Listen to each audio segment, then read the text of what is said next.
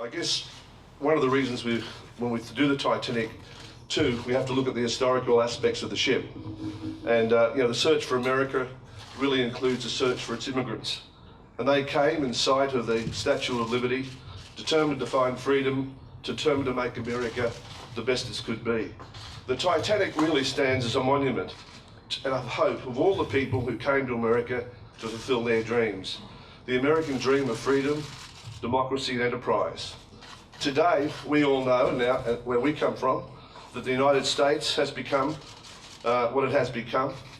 And the Great Republic is really the best hope for the world and the best hope for mankind. And I think the Titanic can play a critical role in that. My family and colleagues have come here many thousands of miles, inspired by the commitment of so many people who crossed the sea to make America their home. Titanic II is for all of them, but it's more than that. It's for all the people of the world, and the artists, the craftsmen, the crew, and the men and women and children who sailed on the Titanic, their hopes and their dreams and their courage, their aspirations. And I guess they're similar to all the people that came to live in the United States in times gone by that have made the country what it is today.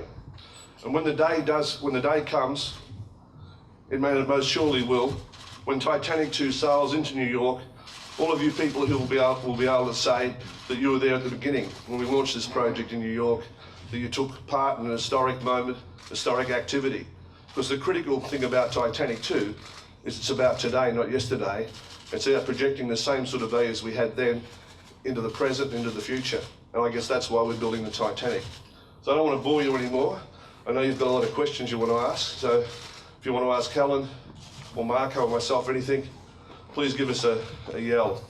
It's an important project, but it's not that costly compared to other things that I've done. We're building 4 ships now in Jingling shipyards in China, which are all bigger than the Titanic, So cost isn't what it's all about.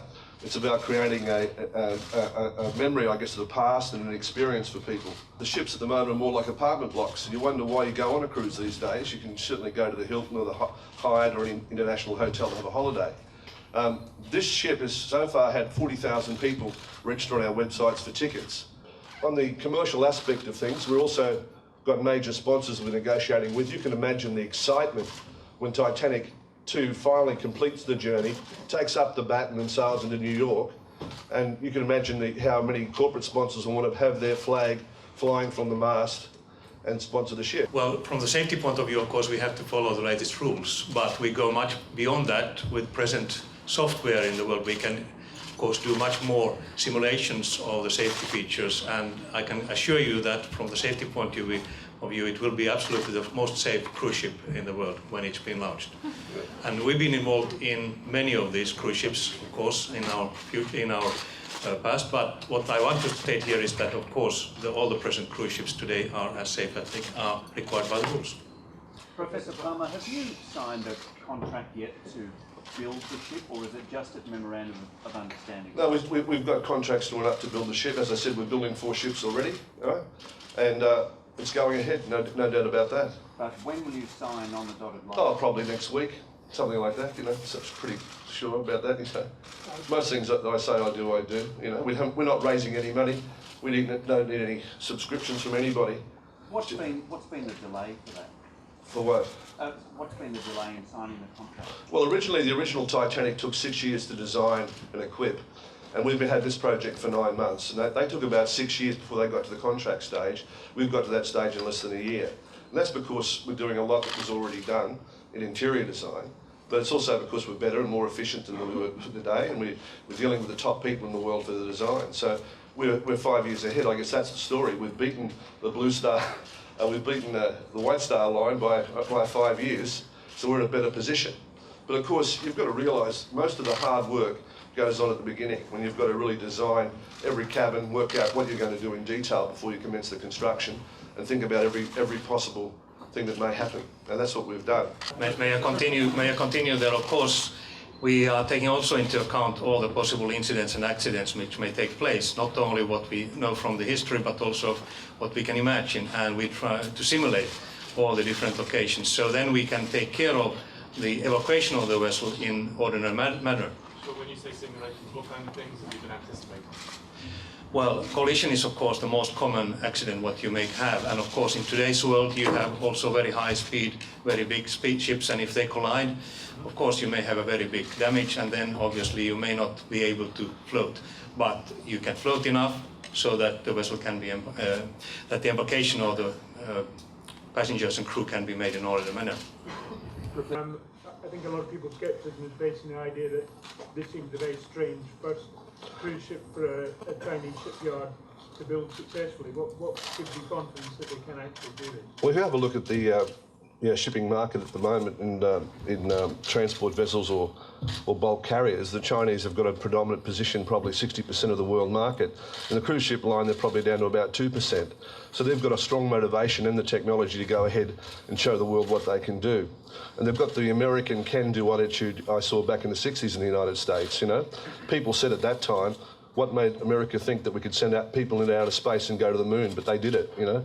So I think for them it's a challenge. And when there's a challenge and something you've got to bring the best out of people. And certainly there's no doubt the Chinese technology and a lot of their infrastructure is far superior than you see anywhere else in the world. So I've got every confidence in them. Are you just going to be sailing between Southampton and New York, or do you have plans to expand this and take it globally? What are you going to do? Well, the first cruise will be from Shanghai to Southampton, and when the ship's launched, and we're discussing things with the Chinese Navy to escort the ship, and there'll be the opportunity for the English Navy to escort it on its first crossing of the Atlantic, and we'll extend an invitation to the US Coast Guard to escort it back to London, you know, because I think it's a historic moment in time, because it recounts not just the ship itself in a normal way, but the values that we're all standing for and what the ship's all about. But after that? After that, it will mainly ply the North Atlantic, and then at different times it'll be available for other cruises. The video shows kind of costumes and that kind of thing. Are the maids really going to be wearing these black and white costumes? And well, one of the exciting things is that we've got a company which will provide a full set of clothing for you. 1912, everyone that's booked on, whether they're children, adults, you know, males or females, they'll have night gear. That'll all be providing your cabin included in the fare. So it's really a 1912 experience. So if you want to pretend you're in the movie, you can do that. So I'll be travelling third class. I think that'll be where the most fun will be, you know. Dead people, why do you have it in your head that you want to reenact this? And isn't there like don't you feel that there might be a curse on that? Well, I don't think so. I'm not too superstitious, but first up, I would say, you know, it depends how you look at all these things, you know. The original Titanic story stands as an example for all of us of human courage and endeavour, of self-sacrifice. And I think they're things that people can respect, and they're timeless sort of values. And that's what we're talking about here. And we're saying that in the original Titanic, of course, it spent 6 years in the making before they signed the contracts, as I said before. So a lot of those designs, a lot of those experiences never saw the light of day. I'm thrilled. I'm absolutely thrilled. The reason I agreed to be associated with Professor Palmer when they asked me was because the professor has assured me that everything possible was done to honor those passengers that perished and also the passengers who survived. And my hope is that this will just be something that will honor them and will take the voyage across the Atlantic so it can complete the voyage and come to its final destination. Are you going to be on board for the maiden voyage? Well, no one's asked me. Well, well, I'm sure we'll have it there in some capacity. Are you going to stop people mingling between the classes? Oh, we'll just do it the traditional way they did it on the original ship, you know. We'll just divide the ship up.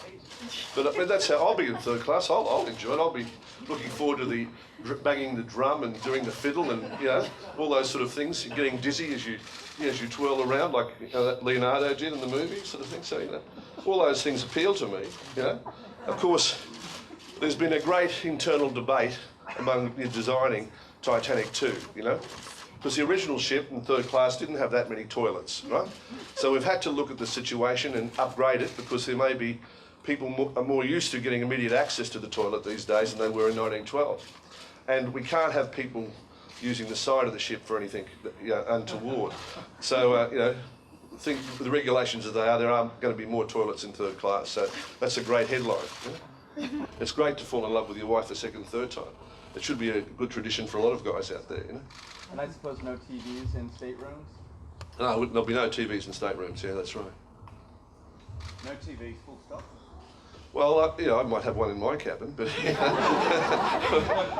oh, third class, yeah, black and white. You know, it goes back a bit in time, but not far enough. We probably won't have any TVs, but you know that there'll be a great theatre. Of course, we've got this new deck, as I said, which raises the bridge, and that'll be a modern deck, right? So if people want to go down there, there'll be a casino. I shouldn't say that, but there will be a casino, yeah, and there'll be a theatre down there where we'll be showing movies and things like that. So, you know, you can go down there if you want to. If you want to go ahead in time, you can do that, or you can stay locked in time, which may have been a better time, who knows. Being able to spend 5 days on a ship that is where people are civil. I mean, I think we all crave a bit of civility in our lives in this day and age. And where there's grace, where there are, excuse me, but manners.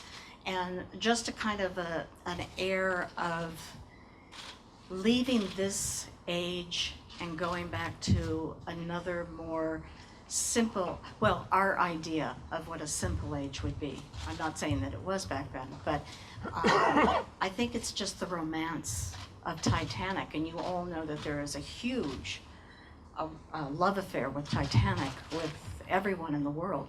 And I think that bringing this ship back is just, I don't know where the words are, but I think it's a chance to go back in time and relive and just get the feel of, to me it just seems like it's just a huge relaxation to be able to, the fact that there are no TVs in the cabins, no internet, I think is lovely. You know, he will provide that, but it's Well, not you've going to be in the cabins. How many of you guys have spent 5 or 6 days with your wives alone anywhere in the last 4 or 5 years? Exactly. Right? How many of you? Put your hands up. Come on, be brave. Right? You know, Oh, well, a couple of you. congratulations, good for you. Well, that's good. We've got 2 out of 100 Yes. or so. You know? That's right. So, you know, we want to reverse the trends on divorces in the United States, you know. And we think we can do that by people learning to appreciate each other. It is true, there's not enough love in the world. We need more love and we need more forgiveness. It's not fashionable for politicians to talk about. There mightn't be as many votes in love and forgiveness as there is in war and violence, who knows? But we need to it's time we sort of counterbalance things. And I think the Titanic, it does stand as a symbol. Maybe it's because of the movie, maybe because times have moved on different continents of the world. There's a common link between human beings. If you go to China, if you go to Europe, the United States, a lot of people have got those common values, and it's not bad to revisit them and think of who we are, where we come from, and what that's all about.